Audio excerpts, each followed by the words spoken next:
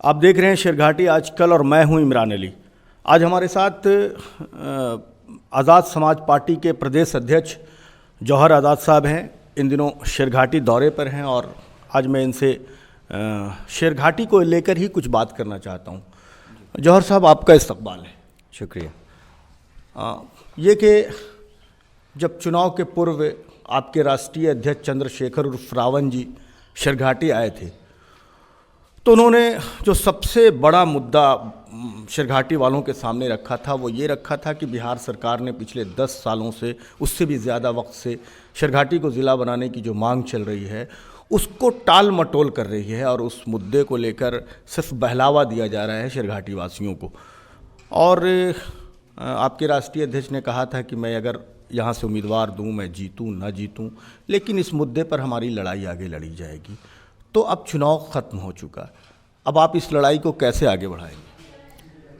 देखिए, शेरघाटी को ज़िला बन जाना चाहिए था बहुत साल पहले, और पूर्व में मुख्यमंत्री ने वादा भी किया था कि शेरघाटी को ज़िला बनाएंगे।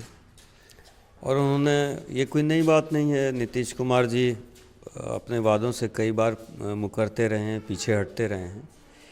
लेकिन लोकतंत्र में शक्ति जो है वो जनता के हाथ में होती है। अगर शेरघाटी के लोग हम पर विश्वास करते हैं, हमारे साथ आते हैं, तो शेरघाटी को ज़िला बनाने से कोई रोक नहीं सकता है, न यहाँ की सरकार न दिल्ली की सरकार। सर, उसके लिए क्या आंदोलन का स्वरूप होगा? आगे आपकी पार्टी किस रूप में आंदोलन करेगी, या आंदोलन करेगी या ना करेगी, या करेगी तो क्या उसका तरीका होगा? अभी जनसंपर्क कर रहे हैं, लोगों को से मिल रहे हैं, जनता की नब्ज़ को पहले देख रहे हैं और समर्थन है पूरी तरह से। अभी कई महल्लों से मैं होता हुआ आया हूँ और सब ने ये कहा है कि अगर शेरघाटी को ज़िला बनाने के लिए आप अगुवाई करते हैं तो हम सब साथ देंगे, इसका पूरा वादा है। तो उम्मीद है कि बहुत जल्द प्रारूप तैयार हो जाएगा। और अभी चूँकि थोड़ा सा कोविड की स्थिति है, इसमें एक बड़ा आंदोलन का रूप देना जो है वो ख़तरे से खाली नहीं होगा, तो इसलिए थोड़ा सा वक्त लेंगे इसकी तैयारी में भी। और ये कोविड का दौर ख़त्म हो जाता है, वैक्सीन आ ही गई है, तो महीना 1.5 महीने के बाद है, उसके बाद हम सड़कों पर उतरेंगे। चलिए सर, शेरघाटी से बाहर निकलते हैं। आपकी पार्टी बिहार में आई, उसने जाप के साथ अलायंस भी किया, कई उम्मीदवार बिहार में उतारे गए, लेकिन आप उसके प्रदेश अध्यक्ष हैं, आप पे भी बहुत जिम्मेदारी इसकी बनती है। क्या दलितों का समर्थन चंद्रशेखर रावण जी के साथ नहीं है, या फिर आप लोगों ने संगठन को मजबूत नहीं किया था? क्या कारण है कि आप ज़ीरो पर आउट हो गए? देखिए, पार्टी का गठन जो बिहार में हुआ वो मात्र 20 दिन मिले हमें चुनाव से पहले, और 20 दिन की पार्टी ने जो प्रदर्शन किया है वो मुझे लगता है कि 10 साल 20 साल पुरानी पार्टी भी नहीं कर पाएगी। हमारे वोट परसेंटेज बहुत अच्छे रहे नई पार्टी होने के बावजूद, और भाई चंद्रशेखर रावण का समर्थन तो बहुत मजबूत था। चूँकि 20 दिन सिर्फ हमें पार्टी गठन को हुए थे, तो जाहिर है कि बहुत ज़्यादा हम संगठन पे काम करने का हमें मौका नहीं मिल पाया। तो उम्मीद करते हैं कि आने वाले बाकी चुनाव में हमारा प्रदर्शन बहुत अच्छा होगा। आपके साथ जो जाप का अलायंस और दूसरे दल थे, ये अलायंस और आगे चलेगा या आपको संतुष्टि नहीं मिली? देखिए, पप्पू यादव जी व्यक्तिगत तौर पे कहें तो बहुत संघर्षशील हैं और ज़मीन पे दिखते रहते हैं, लेकिन चूँकि आप बिहार में देखें कि जाति समीकरण पे चुनाव होता है, उस समीकरण पे वो शायद ठीक नहीं बैठ पाए। मतलब लालू जी के साथ आज भी यादव जाति के लोग हैं, उनके साथ नहीं है? मैं ये कैसे कह सकता हूँ? अगर भाजपा 74 सीट ले आती है बिहार में तो लालू जी का जनाधार भी तो हिलता हुआ नज़र आ रहा है। अच्छा। तो हम ये नहीं कह सकते कि अभी उनका समाज लालू जी के साथ है या पप्पू यादव जी के साथ।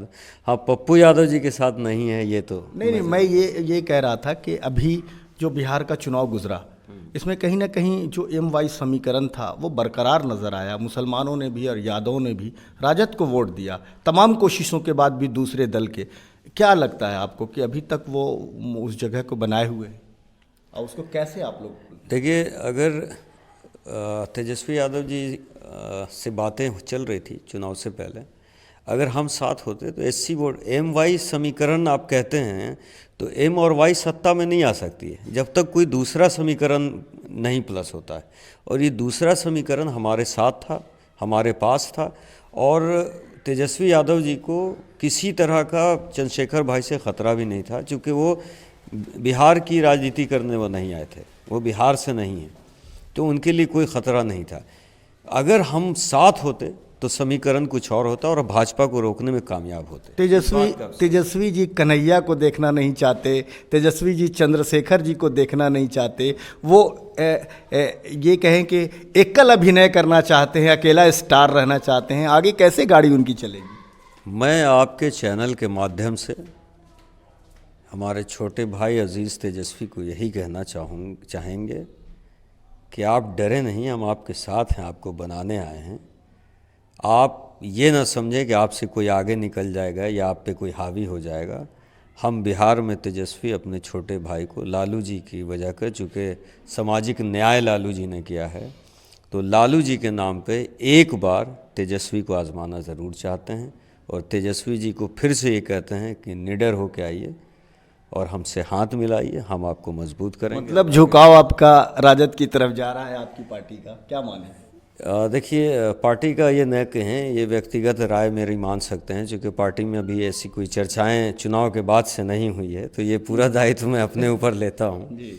लेकिन मैं आश्वस्त करना चाहता हूं अपने छोटे भाई को कि चंद्रशेखर रावण आपके लिए एक मजबूत साथी हो सकते हैं, जौहर आज़ाद उनके लिए मजबूत साथी हो सकते हैं। कन्हैया को किस तरह देखते हैं आप? कन्हैया कुमार से उनका कंपटीशन हो सकता है, क्योंकि कन्हैया कुमार बिहार से हैं, बिहार से चुनाव लड़ते हैं, वो अपने राजनीतिक भविष्य बिहार में देख सकते हैं। लेकिन चंद्रशेखर रावण का राजनीतिक भविष्य बिहार नहीं है, बिहारियों के लिए है बिहार। तो बिहार के लोग जब बनेंगे तो हम तेजस्वी यादव को ही मजबूत करेंगे। चलिए, शिरघाटी दौरे पर हैं आप, क्या कहेंगे शिरघाटी वासियों से? शिरघाटी वासियों से यही कहना चाहेंगे कि विधायक आपके बदले हैं, लेकिन चेहरा बदला है या नीयत बदली है या कार्यशैली बदली है, इसको ज़रूर देखें। और चूँकि शिरघाटी मेरा घर है, गली गली चप्पे चप्पे को जानता हूँ मैं, तो अभी रोड से आ रहा था, पूरे जैम से निकल के आया हूँ। आधे घंटे से ज़्यादा बैदा से ये काजी मोहल्ला आने में लगा मुझे, और सड़कों की हालत देख के आ रहा हूँ। बस स्टैंड इतना भर गया है कि अब बसेस जो है वो जीटी रोड पे लग रही हैं, सड़क तो है नहीं यहाँ। तो इन चीज़ों के लिए मंजू अग्रवाल जी को हम शुभकामना भी देते हैं। मांग करेंगे सिर्फ ऐसा कि आप घेराव भी करेंगे, कुछ आंदोलन भी करेंगे, आपके दल का कुछ उपस्थिति भी नजर आएगा? देखिए, मैं अपने पूरे भीम आर्मी आज़ाद समाज पार्टी के एक एक कार्यकर्ताओं को ये कह दिया है कि आप सबसे बड़े विपक्ष की भूमिका निभाएं और विधायकों पर नज़र बना के रखें कि वो अपने विधायक निधि को खर्च किस तरह से और कहाँ कर रहे हैं। अगर डेवलपमेंट नहीं कर रहे हैं तो लठ गाड़ दें, विधायक को इतनी आसानी से चलने न दें, उनको घोटाला और पैसों भरने की इजाज़त न दें, काम करवाएं। बहुत बहुत शुक्रिया हमसे बात करने का। शुक्रिया।